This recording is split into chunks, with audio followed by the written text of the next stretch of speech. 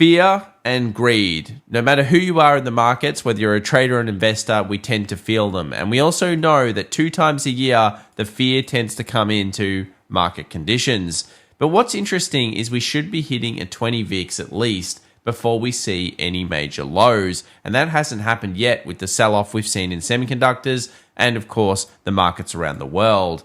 So could we be going for mean reversion still? And is this actually a dead cat bounce in the rallies that we've seen over the last 24 hours? Well, in today's video, we'll talk about the good, the bad, and the ugly when it comes to dark pool activity. And of course, we'll go through the stats of what we can expect moving forward for the rest of 2024 and all the way into 2025.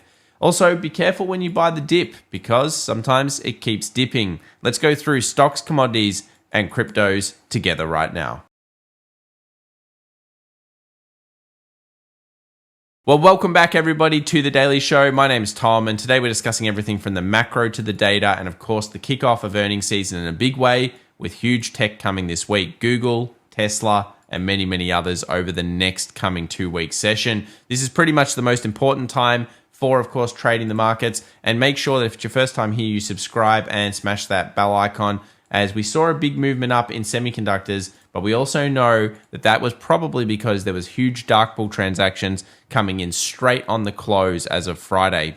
So let's get into the first discussion today about where we are right now in the markets and whether we can expect more volatility to come that could force that VIX 20 to come through. First up here, we've got a chart from Grant Hawkridge over on X, and it shows you that sentiment is now starting to turn into that extreme bullish reading.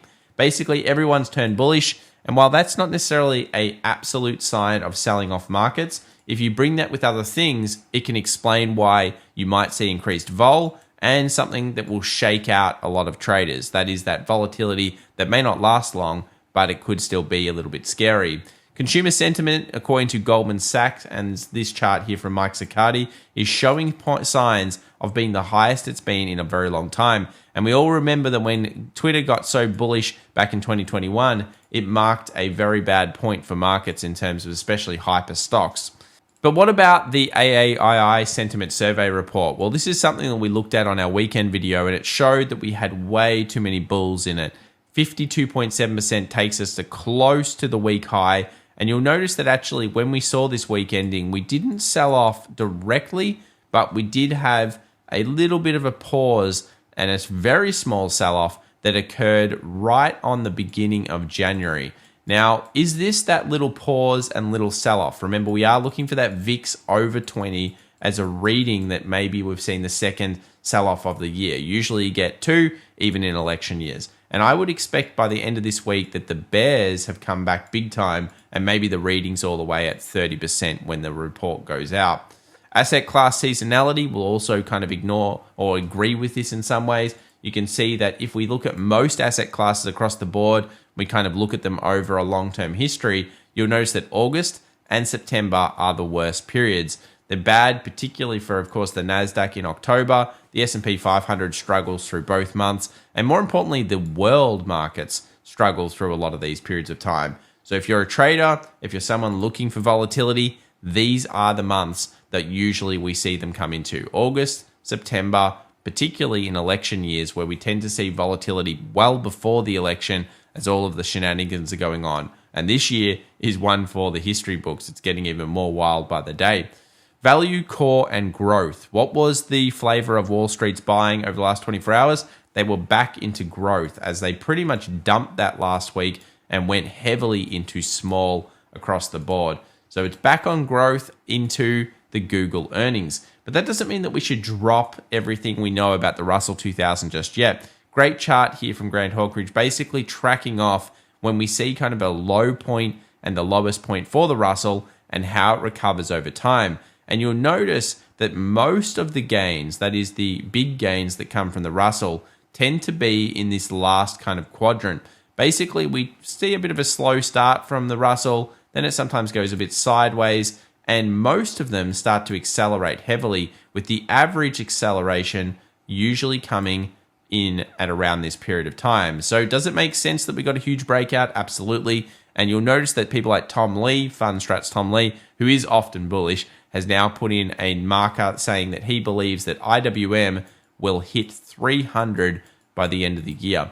But it is backed by data and also backed by the concept of when markets break out in the way they have, we do need to start looking at a broad-based recovery.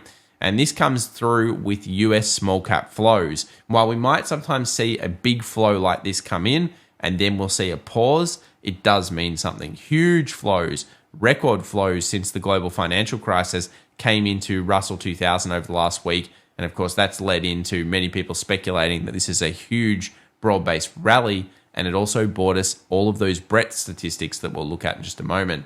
What about the equities moves before or after rate cuts? Another chart that I thought was a good one here, posted on isabella.net, and basically this shows us what happens to markets coming into a rate cut and coming out of a rate cut. Now, of course, if we have a recession, then we tend to go negative after a rate cut. If we're not going into a recession, or at least the market doesn't deem we are, then usually speaking, the markets actually continue to go up. And what's pretty much interesting here is that markets will come in pretty strongly and then they'll come down a little bit actually across the board, leading into the first rate cut. Now, most people expect the first rate cut in September. What do we know about August and September? They are the weakest months of the year. And funnily enough, in all occasions, we tend to see this little bit of a sideways, or what we call a pullback in time, or even a drop in markets. So what happens before the first rate cut is usually a little bit of a stagnation in markets across the board.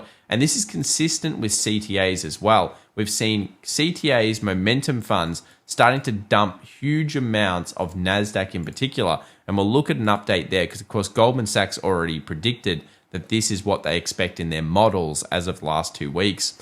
Relative performance across the board, obviously upticks here is a good thing for the markets.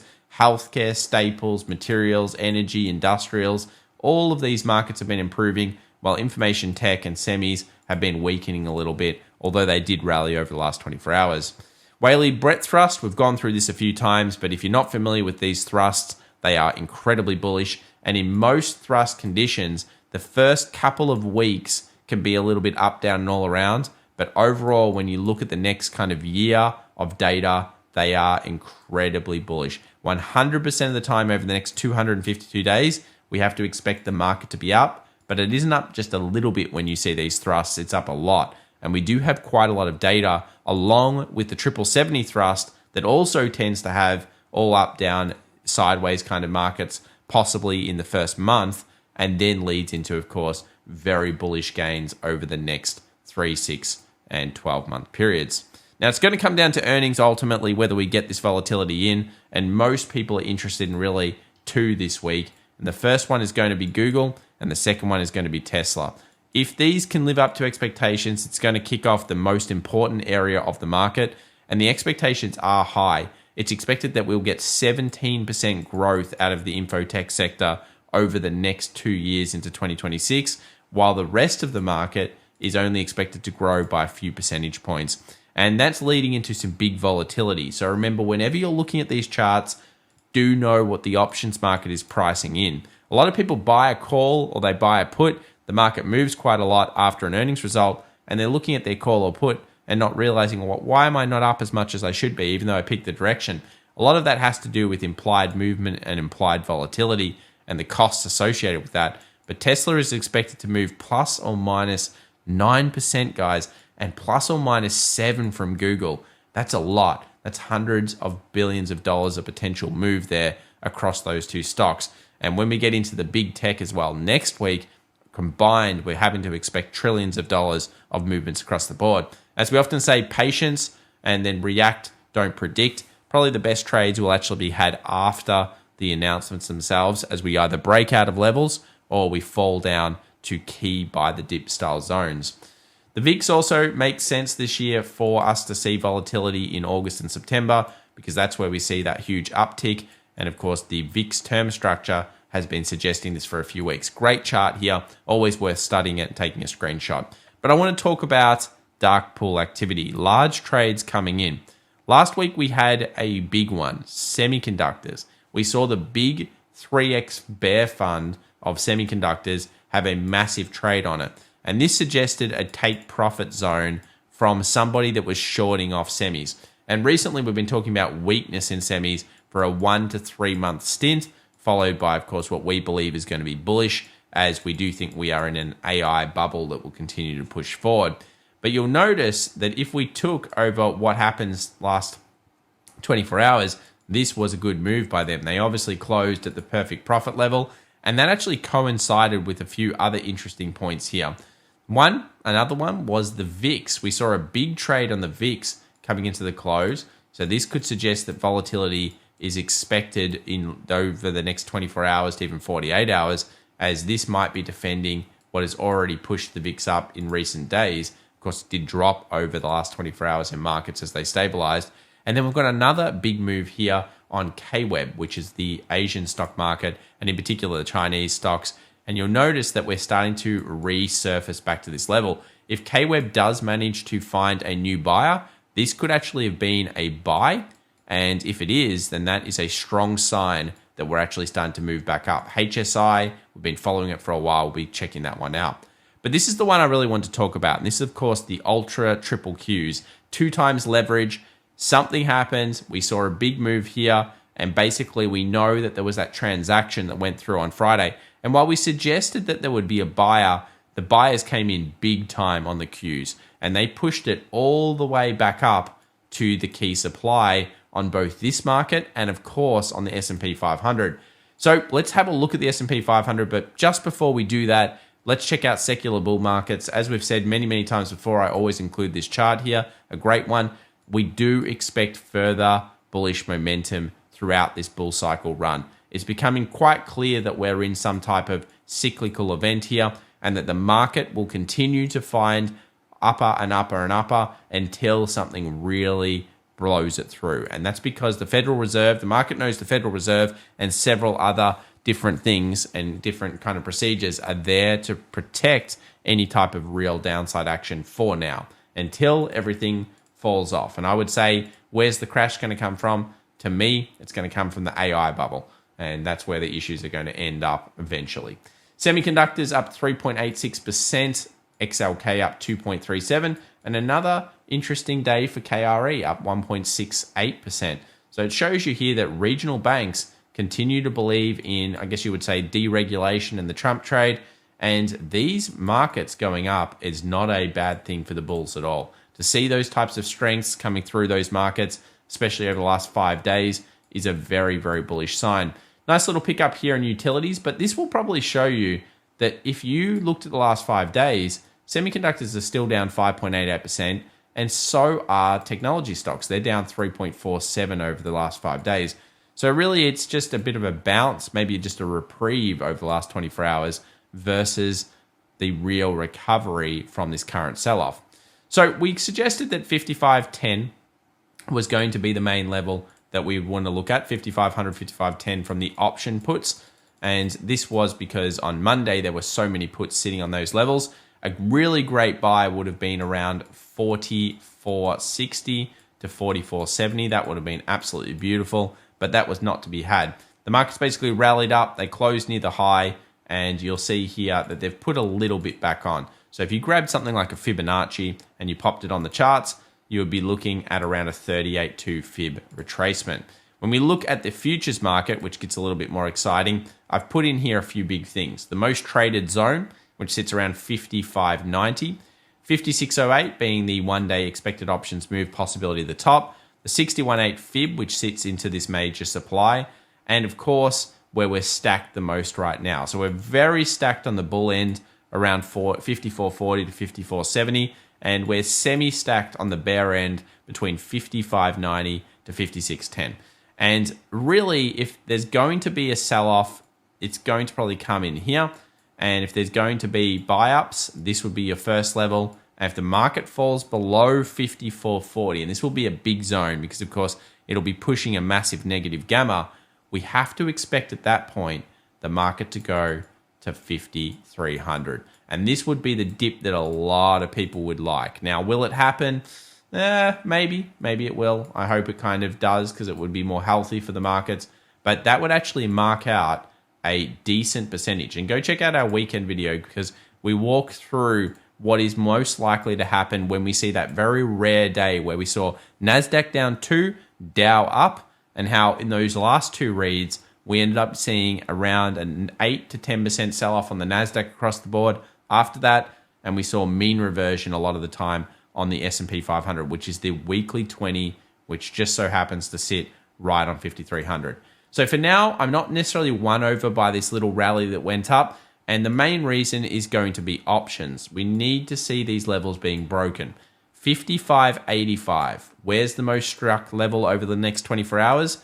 Right on the most traded zone. So I don't think that's any surprise. And this will be probably the battleground of the bulls and the bears around this moving back into positive gamma situation, as we are still actually in a negative gamma situation. So if the markets start to fall through the session, specifically if they fall through 55.10, you've got to expect then the possibility of 54.40, 54.50 becoming a real thing fairly quickly on the markets. If it falls through that zone, of course, 5,300 has to become the real thing after that. But you'll notice that this week gets very, very different as we go through it. First day, okay, next 24 hours, makes sense that maybe we might see a rally into a fall. The next day, though, what's with these puts? I want to get an update on this. 55.95, all these puts just suddenly came in. So a few people betting negatively here on the market on the 24th of July. So I think we'll see how this next 24 hours plays out. And we know kind of the key zones. And then the options market, I'll be having to look at whether these are still open, because that's a lot of puts randomly sitting on 55.95, which is right on where the bears would be basically sitting in the markets. So unusual to see those come through so early. NASDAQ versus the CTAs. The CTAs have started to dump NASDAQ across the board. This is often a sign of markets actually showing more real pullbacks. When we see like kind of the CTAs dump, that often means, yeah, it is really a dip, and the dip keeps going, and we'll have to keep watching this because, of course, it is a bit of a warning sign. S&P, similar kind of dump off here.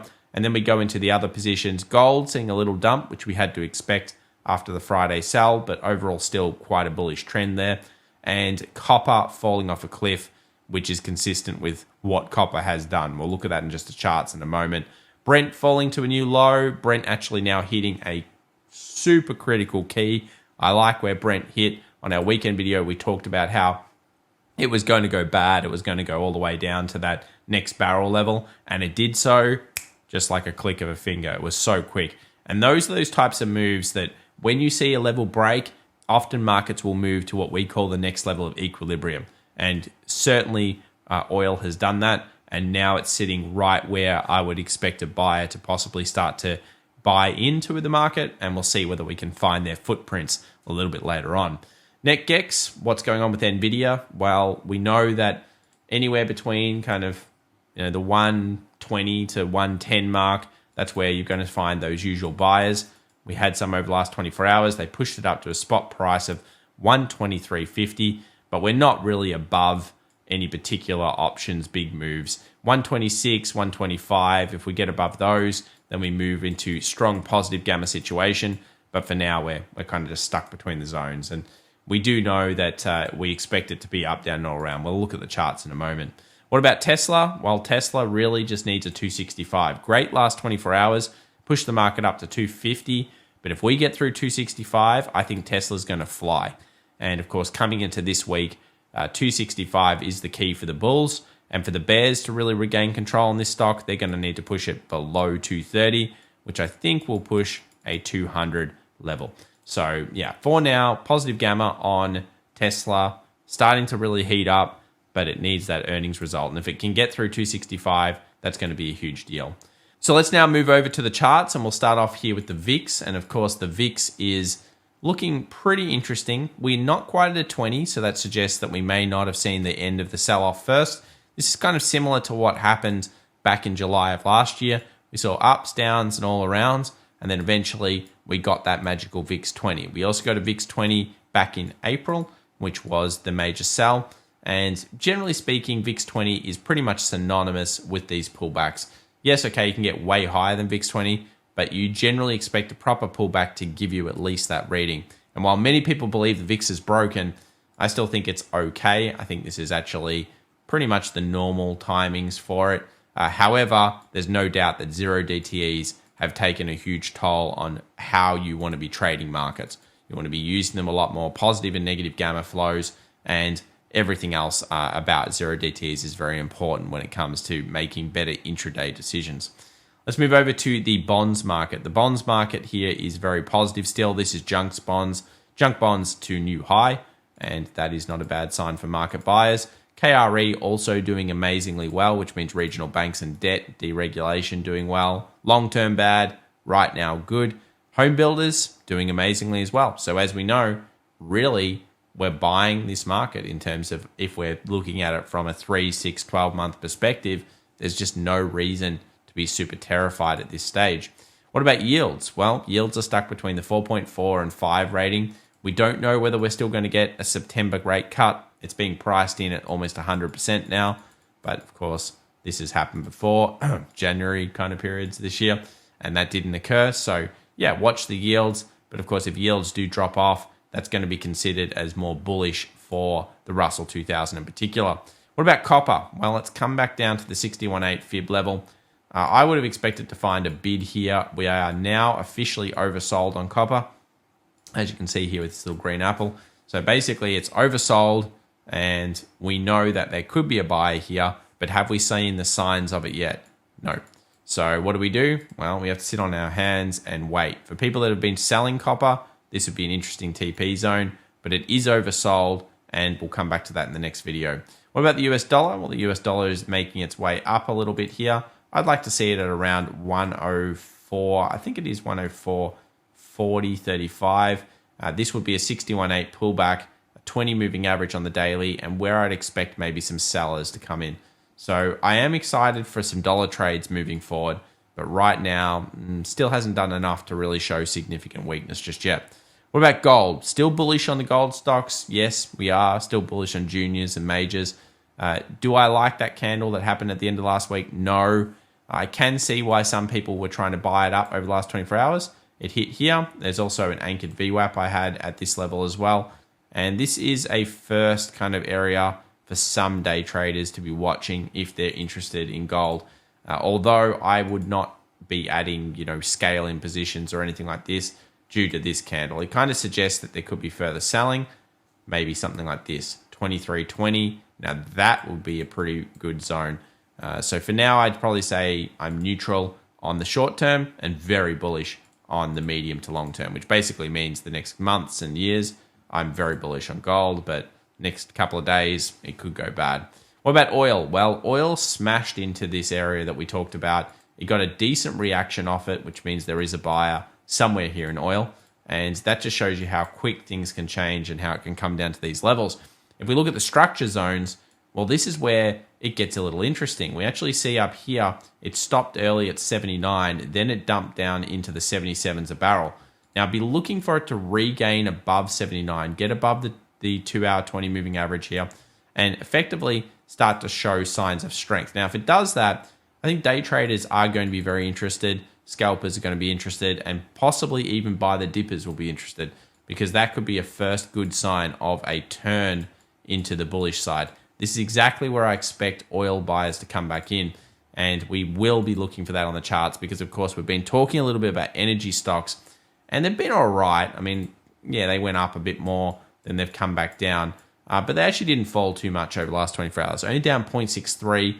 Oil per barrel was down like 3%, so it was down quite a lot. And realistically, this is kind of where you want to see those buys because it's hit the daily 20 moving average. You can see a little bit of a purchase.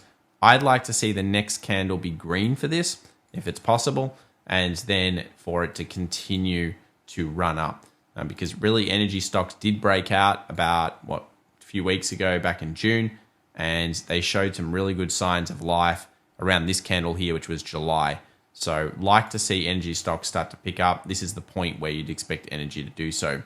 Now, I thought we'd include crowd as we got a lot of questions about this on our Monday live stream, which we do for everyone. So come and join us on Monday Opens if you're interested. And we talked about, buying the dip. People really wanted to buy the dip yesterday. And I said, you cannot buy the dip because there's a good chance it will keep on dipping. Now, there are some real problems for CrowdStrike. Not only will they lose business, but they're probably going to face some legal threats. And no stock likes legal threats because it creates uncertainty. and uncertainty creates really bad fear in markets. So market's fallen off here a little bit off a cliff, and you'll notice that in general, crowd has now taken its major first support. Now, this is a great stock, don't get me wrong. It's been very, very good for a long time, and I've liked it for ages. Even when it was back in those hundreds, it was just a beautiful thing. But yeah, there's no support for it yet. So when you're looking at a chart like this, you've got to find a bid. You need to find a really strong buyer, and it's possible, and you might not like this, it's possible that this could easily fall to a 61.8 fib, which is going to push you down to around 212. So I don't know if we've seen any buying yet from crowd. We'll have to keep watching it. Is it oversold? Yes, it is now oversold. It's given up almost everything. I think it's only up 3% on the year now. Was up like 50-something% at one point. So it's given up everything. It's oversold, but we must find a bid. So if you're interested in crowd, let me know in the comment section, and we will continue to follow it for when we actually think a bid's coming through. Tesla, on the other hand, as we mentioned, 233, 265. 265 plus breakout, guys. That's going to be super bullish for Tesla. I think it'll bring us a 300 handle. And underneath 230, as I mentioned, 200, 210. So yeah, I think a big move is coming for Tesla. No duh, we've got earnings, but hopefully that will then give a catalyst trade, which should be good. NVIDIA, weekly, as you can see, it's still coming down.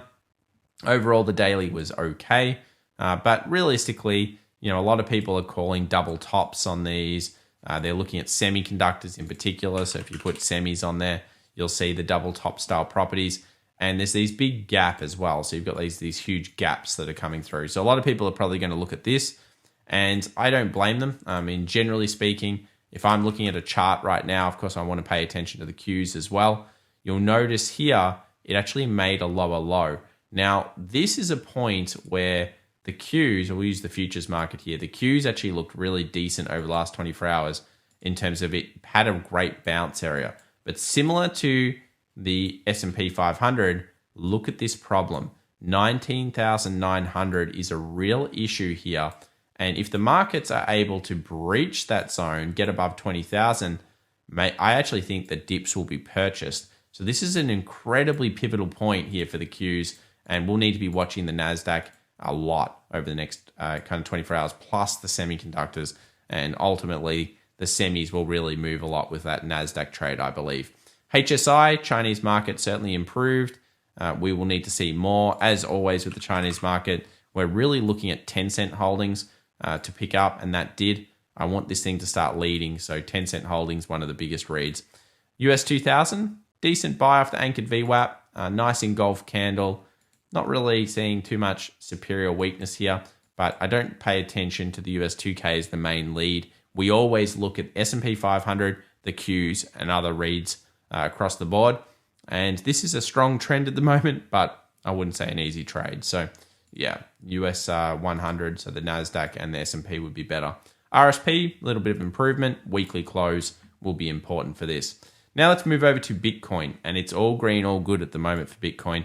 As we suggested and we talked about, we thought technically it was incredibly strong at 60,000, 61K. It has been. And why it's so aggressive and hasn't pulled back, in my opinion, is because there are a lot of shorts caught offside. Even long-term Bitcoin fans have been calling this a bear bust that's going to go down. So it's climbing the wall of worry. Does that sound familiar?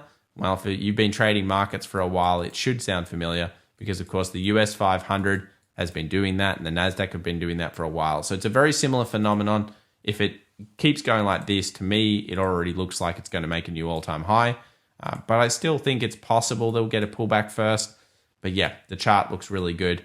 And although it's getting overbought on the daily, which means that you should be getting weakness here, it's still a very aggressive upward trend. So yeah, it looks like it's probably had its low for now. And I would say that Bitcoin is looking more exciting. Altcoins as well, all starting to activate across the board.